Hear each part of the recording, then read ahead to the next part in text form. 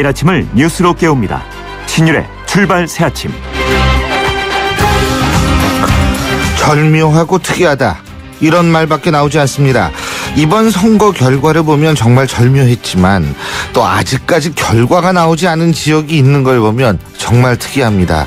하이테크놀로지 세상이라는데 아직까지 결과가 나오지 않는다. 이것은 그만큼 이번 선거가 치열했다라는 것을 의미하겠죠. 그런데 우리가 지금 이 순간 예측을 해본다면 새정치민주연합의 입장에서는 서울을 수성했기 때문에 선전했다고 할 수 있고, 새누리당의 입장에서는 아직 결과가 최종적으로 나오진 않았습니다만 어쨌든 지금 상태로 봐서 경기와 인천을 이겨서 역시 선전했다고 자평할 만하기 때문입니다. 그러면 서로가 이겼다고 할 수 있는 상황, 이걸 어떻게 봐야 될까요? 여러분 안녕하십니까, 신율입니다.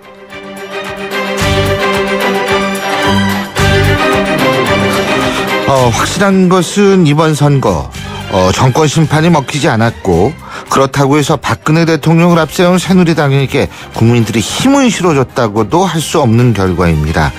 그만큼 국민들은 정치권 모두에게 경고를 하고 싶었던 것 같습니다. 그래서 정치권 더욱 정신을 바짝 차려야 할 것이라는 생각이죠. 선거는 민심을 읽는 수단이라는 단순한 진리, 다시금 깨달아야 하는 그런 아침입니다. 신율의 출발 새 아침, 지금부터 시작합니다.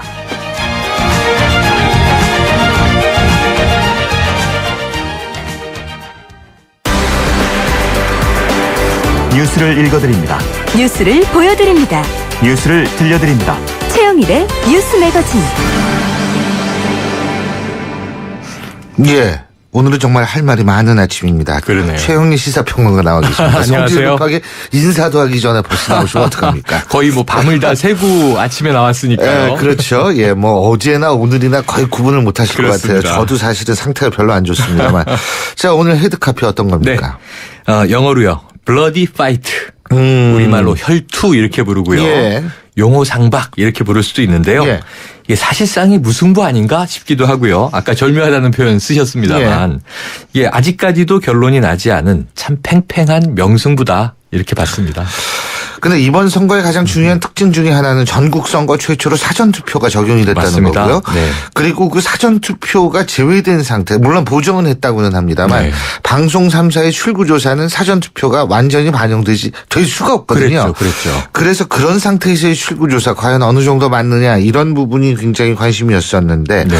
사전투표율과 투표율의 상관관계 어떻습니까? 예. 말씀하신 대로 이제 이 이틀간 늘어난 셈이죠. 그러니까 예.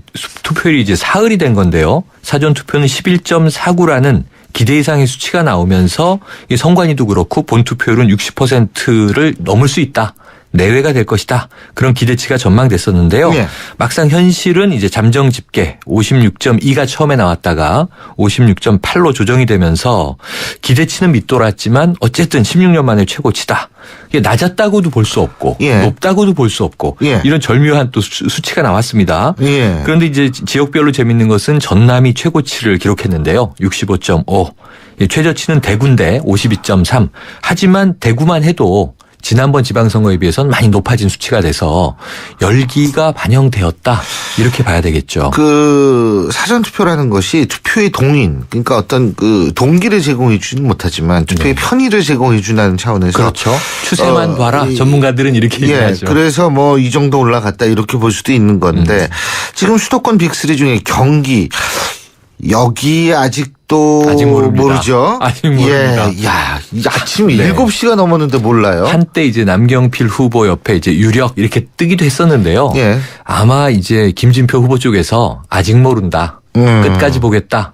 이렇게 이제 기다리고 있는 것 같고요. 예. 뭐 그 사이에 이제 좀 일찌감치 결정이 난 곳은 아무래도 서울. 예, 박원순 후보가 예. 한 뭐 이 16% 정도 차이로 생각보다 차이 많이 났죠. 네, 차이 많이 났습니다. 일찍 이제 승부를 결정지었고요. 예. 또 정몽준 후보는 이제 12시가 넘어서 깨끗하게 또 승복하는 패배 선언하고 예. 집으로 돌아갔습니다. 예. 그리고 이제 인천, 아마 어찌면 야권이 기대했을지 모르겠는데요.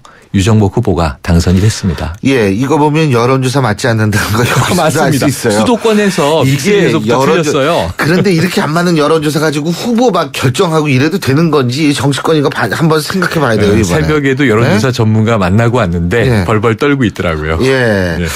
자, 이 충청권 여기도 상당히 충청권이 이번에 볼만했습니다. 정말 이게 뭐 크게 네 군데지 않습니까? 네. 뭐 저 충북, 충남 지사 그리고 이제 대전과 세종인데요. 세종은 시의 규모는 작지만 이게 공무원 행정도시라는 특성이 있는데 그래도 이 어찌 보면 시장들은 여권이었고 지사들은 야권이었는데 지금 야권이 다 석권한 분위기입니다. 예. 그래서 특히 이제 세종시의 공무원들이 입안했다. 이런 부분이 좀 놀라운 물론 이제 지점이죠. 그럴 수 있죠. 네. 근데 이제 사실 세종시의 전체 인구가 13만 정도 됩니다. 그렇습니다. 근데 그 중에서 3만 정도가 지금 이제 공무원 말씀하신 그 그렇죠. 신도시 쪽에 있는 것이고 분들이고 나머지 10만은 조치원이나 구도심에 있는 분들이서 그렇죠, 그러니까 그렇죠. 도농복합적 성격을 갖고 있는데 일반적으로 도농복합은 좀 보수적인 성향을 띠지만 그렇죠. 그럼에도 불구하고 이제 이렇게 됐다. 또 이게 개발이 진행돼야 될 도시이기 때문에 예. 여러 가지 복잡한 아마 이 계산과 생각들이 있으셨을 겁니다. 그런데 뭐 그렇겠죠. 결국은 어찌 보면 이게 만약에 경기에서 남경필 후보가 그냥 지금 추세대로 당선으로 이제 골인한다면 예. 9대 8이거든요. 예. 근데 이번에도 결국은 그 한 곳 차이로 뭐 야권이 이겼다고 해야 될지 무승부라고 해야 될지 고민인데요. 예. 절묘한데 정말 이번에 어찌 보면 야권은 충청권이 캐스팅 보트로 제대로 밀어줬다. 이렇게 볼 수 있겠습니다. 그렇군요. 사실 그 여론조사 이렇게 보면 강훈태, 윤장현 두 사람의 대결 구도도 그렇죠. 결국 여론조사가 엄청나게 틀렸다라는 걸 보여주는 거 맞습니다. 아니에요? 격차가 예? 컸습니다. 광주? 네. 예? 결국은 이 광주의 이 안철수 공동대표가 꽤나 공을 들였는데 그 공이 결실을 맺었는데 결국은 광주 시민이 이 새정치민주연합을 버리지 못하고 마지막 순간에 편들어주게 된 것 아닌가 보여지는데요. 예. 제가 보기에는 이게 야대야 대결에서 좀 이 소모전을 폈고요. 예. 그리고 이게 어찌 보면 광주가 최초로 좀 무소속 후보가 당선이 되고 그렇죠. 또 부산도 무소속 시민 후보가 당선이 됐다면 예. 지금까지 여야 이 구도가 조금 더 혁신될 수 있는 기회가 마련되지 않았을까? 이게 좀 평론가 입장에서는 실험적으로 아쉬움이 남습니다. 예, 근데 저는 그런 거 옛날에 버렸어요. 근데요. 현실주의자가 되신 거군요. 그럼요. 저희가 3, 4부에 여론조사와 트위터 선거 관련 얘기 자세히 SNS, 해보려고 네. 합니다. 예. SNS요. 맞습니다. 트위터만 있는 건 아니죠? 그렇죠. 예. 우리 김혜민 PD가 잘못 쓰셨어요. 그리고요. 뭐 영원한 같은 경우에는 전혀 그 예측에서 빗나가지 않은 아주 네. 모범적인 답안이 아주 나왔죠. 모범 답안입니다. 예. 모범 답안임에도 불구하고 저는 이번에 저 영남 쪽에 좀 박수를 보내고 싶은데요. 예. 경남지사 홍준표 지사가 결국 재선에 성공했습니다만 예. 그 김경수 후보가 약진했습니다. 예. 36% 정도. 김경수 됐어요. 후보는 참 잘했더라고요. 네. 예, 맞습니다. 그래서 이번에 떨어졌지만 정치권에서 왜 졌지만 이겼다 이런 표현 쓰지 않습니까? 되게 놀랐어요, 네. 저도. 확실히 예. 자신의 이미지를 가긴 했고요. 맞습니다. 또 대구에 김부겸 후보. 그 부분은 네. 저는 좀 다르게 더 생각하는 게 그렇습니까? 김부겸 후보는 박근혜 마케팅에 너무 몰두를 했어요. 그래서 마지막 모르는 순간에 사람이 그랬죠. 보면은 새누리당 후보인 줄 알 정도로 그럴 수 있습니다. 온통 현수막 이거 전부 박근혜 대통령하고 네. 이 같이 있는 거. 그러니까 이게 사실은 본인이 야당 후보면 정체성을 살리든지 좀 그 아쉬움이 남더라고요. 근데 대구 시민들이 참 절묘한 판단을 했다고 보는 것이요. 예. 지금 이 충남의 안희정 지사 예. 당선도 그렇고요. 뭐 또 제주의 원희룡도 그렇고 예. 차차기의 잠룡들을 드디어 지역민들이 인큐베이팅하기 시작했다. 예. 그런데 대구 시민들은 김부겸 후보까지도 버리지 않고 이게 카드로 남겨둔 것이죠. 그런 측면에서는 전 굉장히 참 유효적절한 판단을 하는구나. 그렇게 좀 절묘함에 놀랐습니다. 글쎄요. 이제 대선까지 아니 코앞에 있는 저 선거 여론조사도 안 맞는데 그 네. 대선을 어떻게 알겠어요. 그것도 차차기를요. 예. 자, 오늘 어쨌든 선거 결과 아직도 끝나지 않은 지역이 끝나지 있습니다만 않았습니다. 그럼에도 네. 불구하고 선거를 마무리한 첫날 아침입니다. 어떤 그렇습니다. 음악을 들으면서 마무리할까요? 강원도 최문순 지사가 네. 가장 피가 말랐을 거예요. 근데 어쨌든 이 당선권에 들어오신 분들 네. 지금 이제 또 질주하고 계신 분들 모두 다 끝났으니까 오늘 하루는 최소한 승자든 패자든 발 뻗고 주무셔야 되지 않겠습니까? 자, 이 베르디의 오페라 아이다가 있습니다. 개선 행진곡 한번 들어보면서 새로운 무대에 등장한 인물들과 퇴장하는 인물들 모두 박수를 보내고 싶습니다. 그리고 우리 최영일 평론가께서도 수고 많이 하셨습니다. 네, 고생 저는 많았습니다. 앞으로 계속 수고하겠습니다. 고맙습니다. 오늘 말씀 잘 들었습니다. 네. 고맙습니다.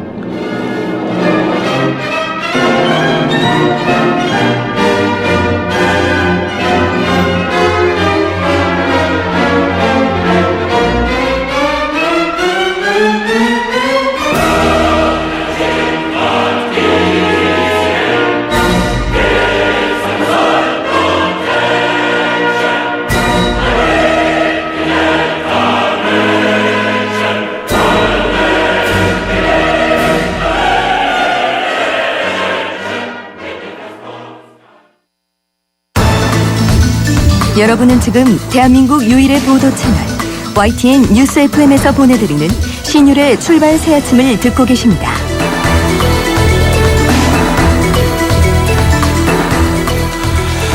예, 이번 지방선거의 최고의 드라마는 광역단체장 선거에서보다도 교육감 선거에서 나왔습니다. 바로 조희연 서울시 교육감 당선자를 지칭하는 단어인데요.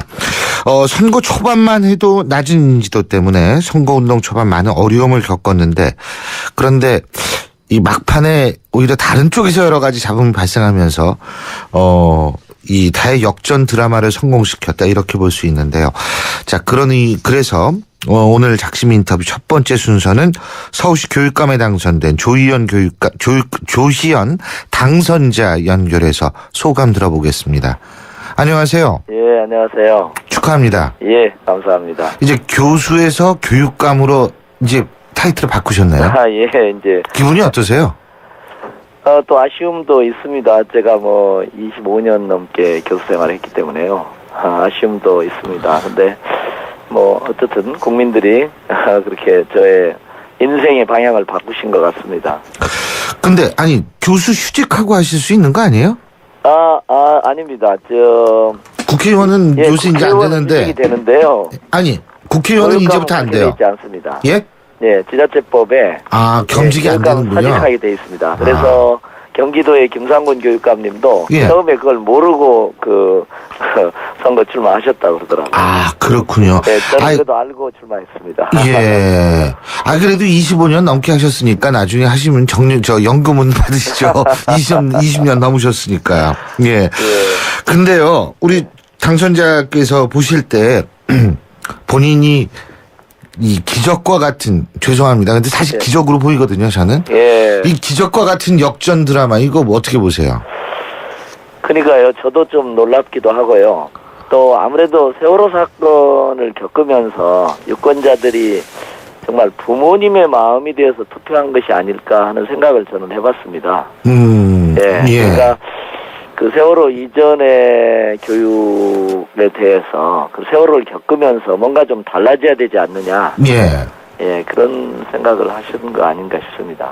그러니까 한마디로 공부 열심히 해라 하는 것보다도 그냥 우리 애들 건강하고 사고 없이 자라면은 그걸로 맞습니다. 많은 부모님들이 만족하는 그런 분위기가 생긴 건 확실하더라고요. 예. 지금 말씀하신 것처럼 그런 분위기가 교육감 선거에도 기존에 예를 들면 좋은 대학에 들어가기 위한 이른바 수월성 교육이나 경쟁 교육 이런 거보다는 좀 다른 걸 한번 모색해봐라는 그런 준엄한 요구가 아닌가 싶어요. 예, 그죠. 그래서 지금 이제 좋은 대학, 근데 이제 물론 이제 조희연 당선자께서도 좋은 대학 나오셨잖아요. 그죠? 그런데 가장 설득력이 있는 건 뭐냐면 좋은 대학 나온 사람이 좋은 대학 갈 필요 없다라고 얘기하는 것보다도 좋은 대학 나왔더니 별 볼 일 없더라. 이게 제일 호소력이 있거든요. 어떻게 보십니까? 예, 물론입니다. 사실은 저는 이제 그렇게 계속 글도 써오고 이번 과정에서도 그랬는데 저희가 30-40년 전에 낡은 교육 패러다임으로 이렇게 경쟁을 하고 있는 것 같습니다. 근데 이건 저는 시효를 다 했다고 보고요. 저희가 이 정도의 어떤 경제력을 가진 상황에서 우리 아이들이 정말 하고 싶은 거 하고 또 아이들이 갖고 있는 다양한 재능들이 좀 발현돼야 국가 경쟁력도 된다. 그래서 아예 우리 경쟁 시스템 자체에 대해서 좀 바꿔야 되지 않냐. 저는 이제 솔직히 그런 생각을 많이 갖고 있습니다. 예. 그리고 어제 조희연 후보께서 당선자로 확정이 되는 순간, 저랑 친한 작가가 저한테 카톡을 보내왔습니다. 뭐라고 보냈냐면, 조희연의 아들이 고승덕의 딸을 이겼다. 이런 카톡을 보냈는데 어떻게 보십니까? 예? 저는 송구스럽긴 합니다만 사실 그런 요소가 있는 것 같습니다. 저희 둘째가 아버지를 응원하는 편지하고 또 고승덕 후보님의 따님이 페북에 고 후보를 비판하는 그 글 이것이 극명하게 대조를 이루면서 아무래도 상대적으로 이제 부모님들이 이렇게 가정을 좀 생각하고 그래서 저에게 좀 표를 많이 이렇게 몰아주신 게 아닌가 싶습니다. 실제 뭐 표의 흐름을 보더라도 예. 그 편지 사건, 페북 글 사건이 난 이후에 고승덕 후보님의 표가 많이 빠지면서 문 후보 쪽하고 저에게 이렇게 광범위하게 이동한 걸로 이렇게 보여집니다. 저는 사실 어떻게 생각을 했냐면 개인적인 생각인데 그 고승덕 후보의 따님의 페이스북 글이 이제 크게 좀 화제를 일으키면서 반응이 문용린 후보하고 우리 조희연 당선자하고 좀 달랐어요. 그 제가 참 그 가슴에 와닿는 게 뭐냐면 그 진심이 느껴졌는데 조희연 당선자 그러셨죠. 아유 그 안타까운데 참 가족 문제 잘 원만하게 해결됐으면 좋겠다고 그렇게 말씀하셨지 않습니까? 그렇습니다. 그게 제 입장에선 가슴을 후비더라고요. 사실 이게 가족사는 이게 누가 옳고 그른 걸 우리가 판단하거나 일방적으로 얘기할 수 있는 상황은 아니거든요. 그렇죠. 그 뭐 본인의 진심이기 때문에 그걸 참 잘하셨습니다라고 얘기할 수는 없죠. 근데 그게 참 어떤 면에 있어서는 동감을 불러일으킨 요인도 됐을 거라는 생각이 듭니다. 저도 이제 그러니까 다른 가족의 여러 가지 아픔을 이렇게 얘기하는데 좀 성스럽기도 하고요. 또 이제 제 입장에서 보면 이제 신 선생님도 이제 느끼시겠습니다만 이제 예를 들면 저희가 부모로서 자식이 이제 편지에서 저의 장점을 얘기했지만요. 또 다른 한편에서 보면 저도 뭐 단점을 갖고 있는 부모가 아니겠습니까? 누구든 다 그렇죠. 그러니까 이제 또 너무 장점 위주로 저희 아들이 이제 저의 당선을 돕고 그런 거를 쓰니까 제가 사실은 한 이틀간 못 쉬게 했습니다. 조금 쑥스럽기도 하잖아요. 그런데 이제 저희 선거 대책본부에 있는 분들이 이게 나름 진정성이 있으니까 실차.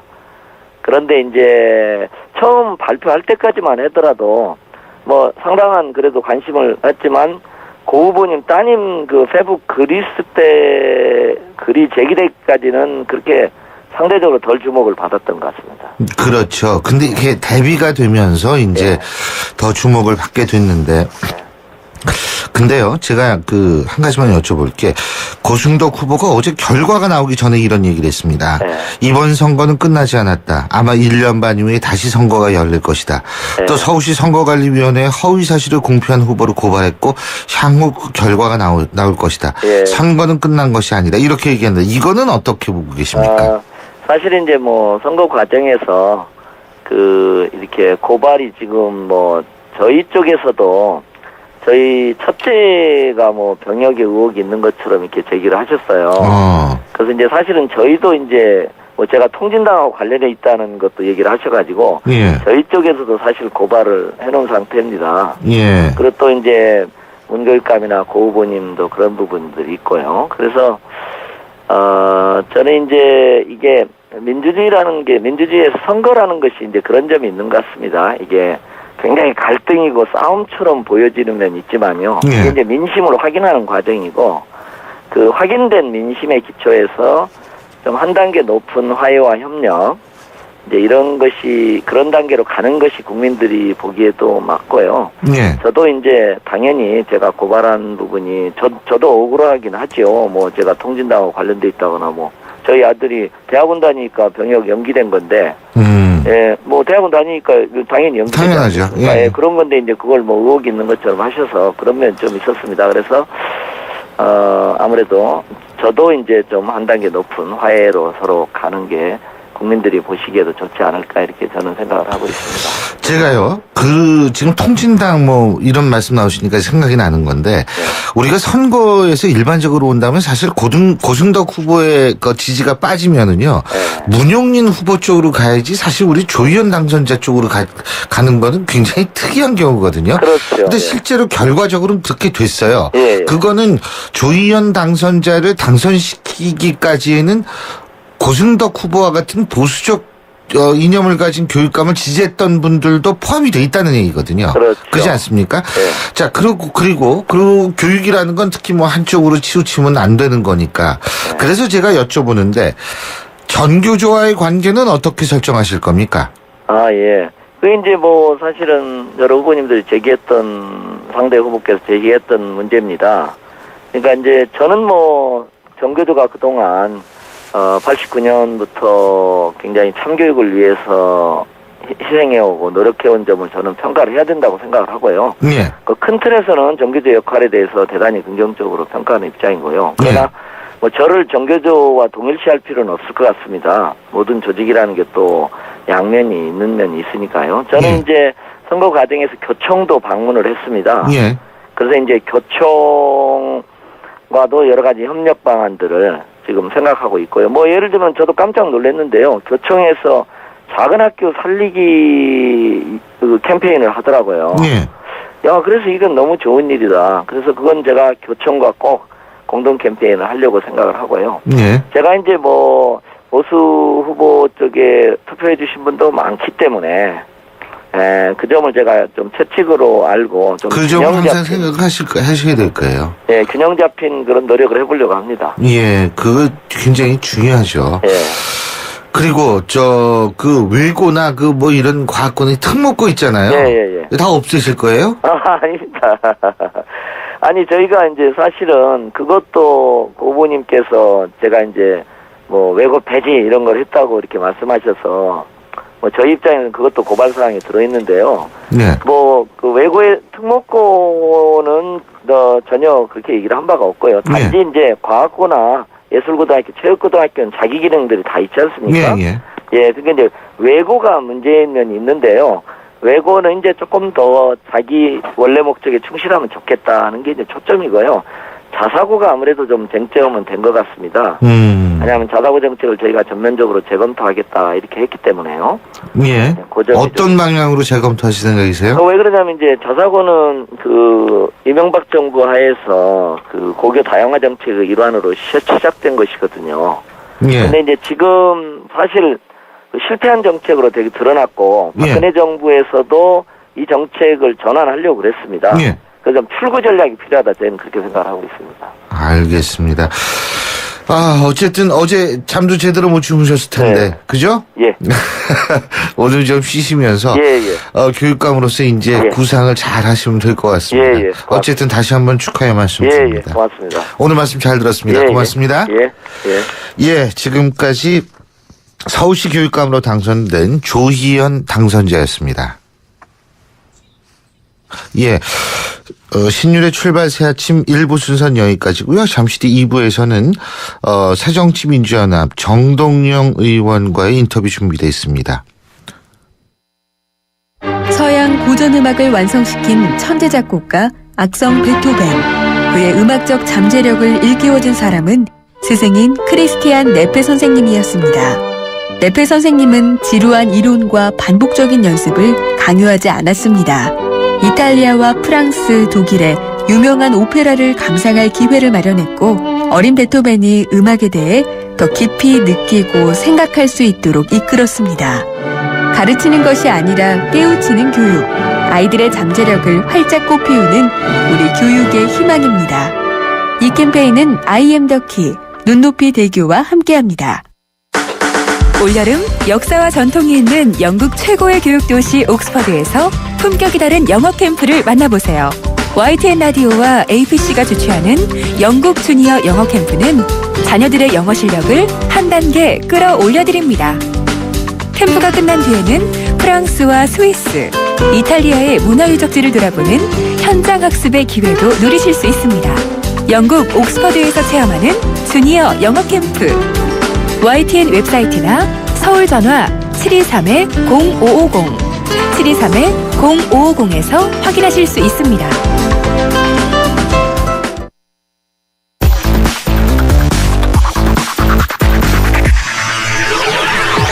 신율의 출발 새 아침. 신율의 출발 새 아침 2부 시작합니다. 오늘 2부에서는 제가 앞서 말씀드린 대로 승자도 패자도 구분하기 힘든 선거, 과연 새정치민주연합은 어떤 시각으로 바라보고 있는지 정동영 고문으로부터 들어봅니다. 광고 듣고 시작합니다. 이번 역은 9호선 마곡나루역입니다. 더 큰 성공으로 가실 분은 일성 트로엘 플래닛으로 가십시오. 9호선 마곡나루역 개통 예정. 오피스텔 이제는 마곡으로 환승하라. 마곡지구 골든블럭의 중심 마곡나루역 일성 트로엘 플래닛. 문의 1899-7181 일성건설 모델하우스 오픈 중.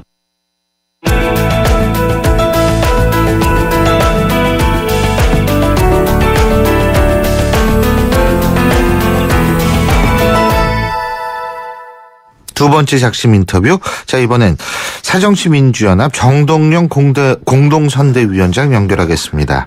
안녕하십니까? 네, 안녕하세요. 예. 힘드시죠? 어제 밤새셨죠? 예. 차례로 봤습니다. 그죠? 아직 경기 이거 지금 결과 나온 겁니까? 어떻게 보세요? 경기도. 글쎄요, 워낙 박빙이어서, 예. 이번 기대를 갖고 있습니다만, 예. 예, 물론 그러시겠죠, 당연히. 근데 이번 선거 결과 어떻게 보세요? 하나는 분명하게 여당에는 경고를 보낸 거고, 네. 야당에는 분발을 촉구하라고 한 것인데, 정권 심판과 관련해서는 절반의 심판이었다, 이런 정도로 느껴지고요. 네. 총체적으로는 대한민국의 방향을 바꿔야 한다 하는 유권자의 고민이 표현된 선거다, 저는 그렇게 생각합니다. 예. 근데 만일 말입니다. 경기도가 새누리당 쪽으로 넘어가게 된다라고 가정을 했을 때에는요. 자, 서울은 새정치민주연합, 그죠? 네. 그 다음에 경기 인천은 새누리당, 이런 이제 분할이 되지 않습니까? 네. 서로가 이겼다라고 얘기할 수 있는 근거는 될 수 있을 것 같아서 이게 더 헷갈립니다, 사실. 예? 둘 다 여당과 야당에 둘 다 겸손하라는 그런 요구, 경고다 이렇게 볼 수 있고요. 그러나 예.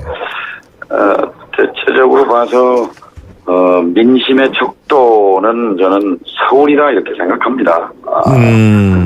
서울이 어쨌든 그 선거 초반에는 박빙이 될 수도 있는 그런 분위기, 그런 조사도 있었습니다만 예.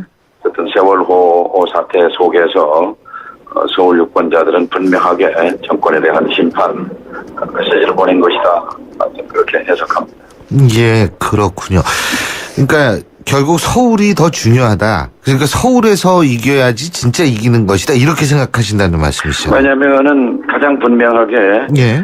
가치가 달랐거든요. 예. 말하자면 재벌회장 출신인 정몽준 후보가 대표하는 한나라당, 새누리당의 가치와 박원순 시장이 대변하는 삶과 토건 중심이 아닌 삶과 가치를 중심으로 한 시정, 이것이 맞부딪힌 거거든요. 예. 거기에 세월호 사태에 민심이 어느 쪽 손을 들어줬는가. 물론 개인적인 그런 매력과 그 인기도 작용했겠지만 가장 선명하게 구도와 구도로 부딪힌 것이 서울시장 선거였다고 생각합니다. 예. 그렇다면 그 아까 절반의 심판이라는 표현을 쓰셨는데요. 세월호 책임론 이거가 먹혔다고 보시는 거예요, 그러면? 그러니까 경기 인천까지 수도권을 완성했다면 완벽하게 그 정권 심판이 이루어졌겠죠. 예. 그렇지만 이제 경기도 같은 데는 좀 아쉽게도 이제 남경필 새누리당 후보가 오히려 개혁 이미지를 선점한 그런 부분에서 오히려 여야 구도가 야당 후보가 김진표 후보가 오히려 안정감을 내세우고 예. 여당 후보가 개혁을 내세운, 그러니까 세월호 국면과는 이제 좀 다른 그런 구도의 선거였다는 것이 좀 아쉽죠. 그리고요, 제가 우리 정 위원장님께 그 사전투표제 좀 여쭤보려고 그러는데, 예. 이거 어떻게 보세요, 이번에? 저도 그 춘천에 가서 사전 투표를 했는데, 예. 주민등록증 넣으니까 겨우 7장 투표가 나오는데, 춘천이어서 춘천 쪽 표인가, 이렇게, 투표지인가, 이렇게 착각했는데, 제가 사는 동네에 그 투표지가 나오더라고요. 예, 예. 그러니까 4,130만 명 전국의 유권자를 하나의 투표구처럼 이렇게 예. 관리하는 시스템은 세계 최초고, 예. 정말 IT 코리아구나, 스마트 코리아구나 하는 그 실감을 했고요. 예. 이건 굉장히 그 선진적인 제도가 앞으로 확대됐으면 좋겠다. 하드웨어는, 이 장치는 이미 세계 최고다라는 걸 느꼈습니다. 근데요, 지금 보완할 점도 많은 게 첫 번째로요, 이 통진당의 경기도지사 선거에 나갔던 통진당 후보 있지 않습니까? 네. 이 통진당 후보가 금요일, 토요일, 그러니까 31일 날 양일간에 거쳐서 사전투표가 이루어졌는데, 이 월요일 날 사퇴를 했어요. 사전투표 끝난 다음에. 예. 이런 거 막아야 되는 거 아닙니까? 이거는 말이 안 되는 거 아니에요? 예, 그 좀 문제가 이제 이 문제가 있긴 합니다. 합니다만 예. 이걸 해결할 수 있는 이제 기술적 방법은 나중에 이제 투표지 용지 방식이 아니라 신뢰가 구축이 되면 사실은 전자투표 시대로 가게 되거든요. 예. 그러면 뭐 그건 시간차 문제는 해결된다고 생각합니다. 그리고 박영선 원내대표께서 이제 저희 방송에서 이게 동원 투표가 가능할 수도 있다 이런 가능성을 제기하는데 이 부분은 우리 정동영 위원장께서는 어떻게 보십니까? 동원 투표요. 예. 그러니까 예를 들면은 이 연세 드신 어르신분들은 이제 이 관광 같은 데 모시고 간다 이렇게 가가지고 그 현지에 가서 이제 거기 가서 찍게 한다 이런 거죠. 이제 워낙 편법과 또 부작용은 어떤 제도나 가능하지만 결국 우리 사회의 성숙도, 정치의식의 성숙 뭐 이런 거와 이런 거와 연관이 되겠죠. 그래서 저는 그런 부작용 때문에 이런 선진적인 제도를 막아서는 안 된다고 생각합니다. 예. 자, 그리고 광주 선거 결과 어떻게 보셨어요? 광주는 제가 선거 기간에 10번 내려갔습니다. 초반에 이제 전략 공천 역풍 때문에 좀 어려웠는데, 그때 제가 처음 내려갈 때만 해도 5월 초인데요. 계란 세례를 받을 거다. 내려오지 말라. 왜 안철수 대표가 받을 계란을 왜 대신 받으려냐. 물론 당 지도부의 요청 때문에 내려간 겁니다만, 그러나 이제 한 3주 만에 마지막 날 유세차를 현장에 놓고 같이 타고 도는데 이미 바닥이 뒤집혔더라고요. 그래서 최소한 15% 이상 차이로 이길 수 있다. 이런 얘기도 나누고 했는데요. 광주 민심은 무소속 시장 가지고는 정권 교체에 도움이 안 된다 하는 전략적 선택을 한 것으로 보입니다. 그러니까 윤장현 후보의 살아온 길, 또 시민운동가로서의 또 깨끗한 인생과 자질 이런 것도 높이 평가했고, 그리고 역시 광주는 정권의 심판을 넘어서서 정권 교체의 문을 열어야 되겠다 하는 열망이 표출된 것이다 이렇게 봅니다. 무소속으로는 정권 교체 안 된다. 그렇다면 정권 교체의 적임자가 안철수 대표란 얘기예요? 그러니까 새정치민주연합을 통해서 새정치민주연합을 정권 교체의 도구로 인정한 거죠. 예. 아니 근데 제가 안철수 안철수 대표를 제가 여쭤본 이유는 윤장현 당선자죠 이제는 이재는 대표가 내리꽂은 사람 아닌가요?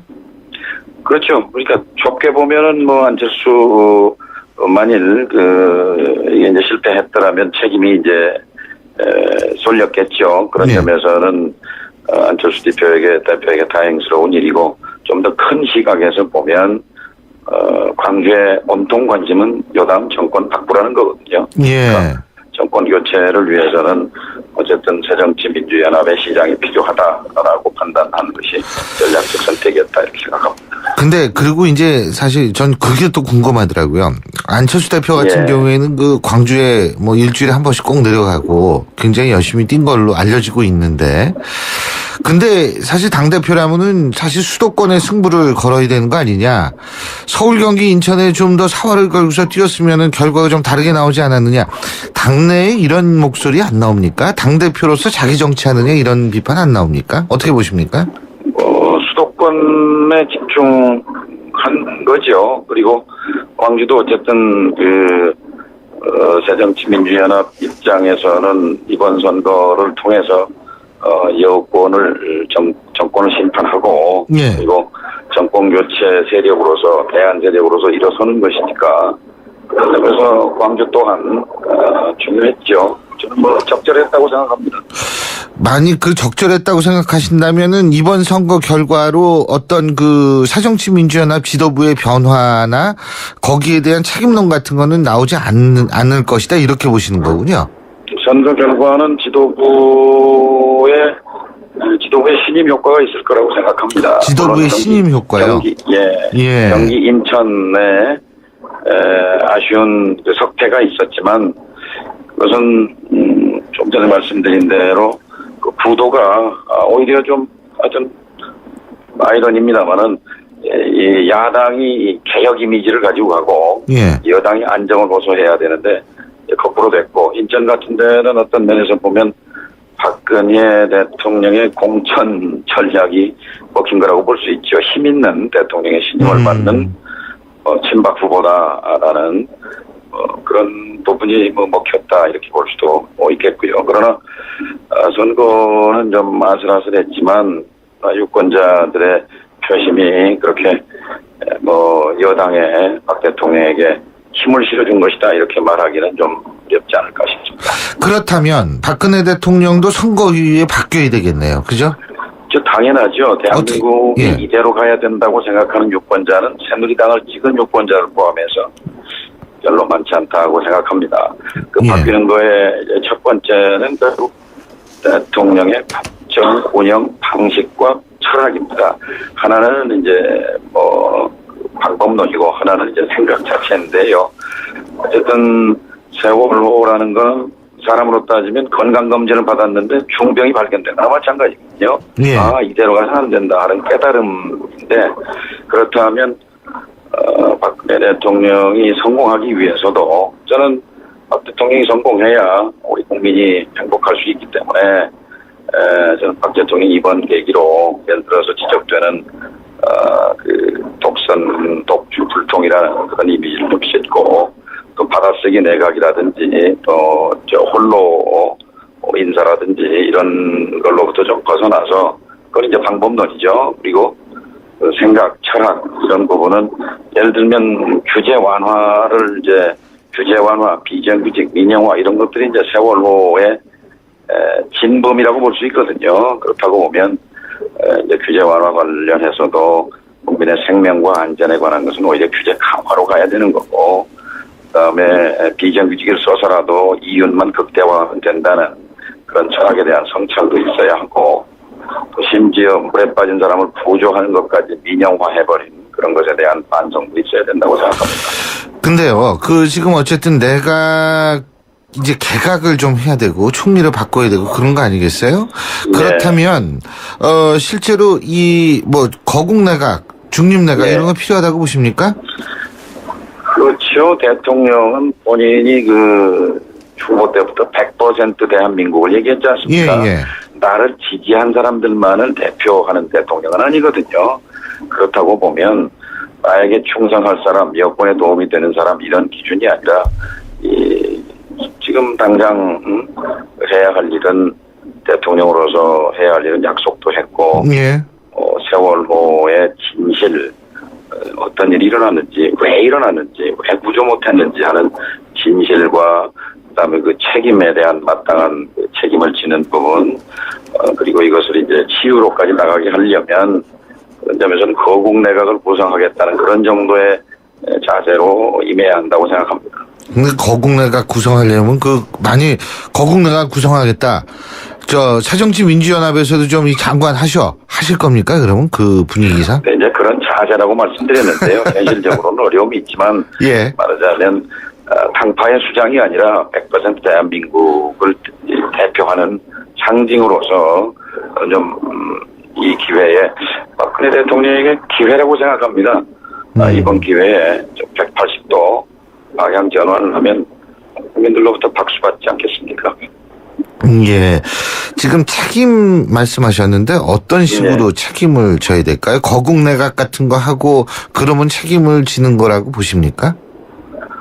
책임은 구체적으로 얘기한다면 예. 대통령은 CEO라고 하잖아요. 예. 최고 경영자. 동시에 이제 안보의 사령탑이잖아요. 예. 그 이제 CEO 다음에 CSO라고 할 수 있죠. 예. 시큐리티, 안보. 근데 동시에 또 하나의 CSO예요. 그 S는 세이프티거든요. 재난으로부터 국민의 생명과 안전을 지키는 재난사령탑. 근데 이 부분을 지금 회피하고 있거든요. 그러면 적극적으로 청와대가 그런 재난사령탑 구실을 못한 것에 대해서 반성한다. 그리고 전임 정부, 과거 민주정부 거지만 그때 효율적으로 작동했던 NSC의 위기관리 기능, NSC의 안보와 안전, 재난에 관한 사령탑 기능을 일단 청와대에 회복하겠다. 이렇게 가야 정직한 해법이라고 생각합니다. 그런데 예. 그 부분을 지금까지 외면하고 있거든요. 총리실의 안전처 만드는 건 좋습니다. 그런데 그거까지를 포함해서 이 24시간 모니터하고 즉각적으로 보고를 받고 그리고 이 안전처 같은 시스템을 격발시키는 그런 기능을 청와대가 해줘야 되거든요. 네. 왜냐하면 대한민국은 지금 내각 책임제가 아니라 총리 책임제가 아니라 대통령 책임제잖아요. 예. 대통령 책임제에서 대통령이 사명을 다하려면 예. 충분한 양질의 평가를 받아야 합니다. 예. 그러기 위해서 24시간 모니터하고 즉각 신속하게 보고하고 그리고 안전 시스템을 격발시킬 수 있는 이런 기능 이 SO 그러니까 그 세이프티를 책임지는 예. 그런 수장으로서의 대통령의 책임을 아하. 저는 인정하는 것이 그리고 책임을 지겠다고 말하는 것이 당당한 것이고 아하. 그것이 또 국민이 바라는 거다 이렇게 생각합니다. 알겠습니다. 아유, 어제 밤새셨을 텐데 또 이렇게 아침부터 인터뷰 해주셔서 고맙습니다. 예, 목이 좀 쉬어서 죄송합니다. 아닙니다. 저도 사실은 어제 밤 늦게까지 딴 데서 방송 진행하느라 아주 힘든데 어쨌든 오늘 말씀 잘 들었습니다. 고맙습니다. 예, 감사합니다. 예, 지금까지 사정치민주연합 정동영 공동선대위원장이었습니다.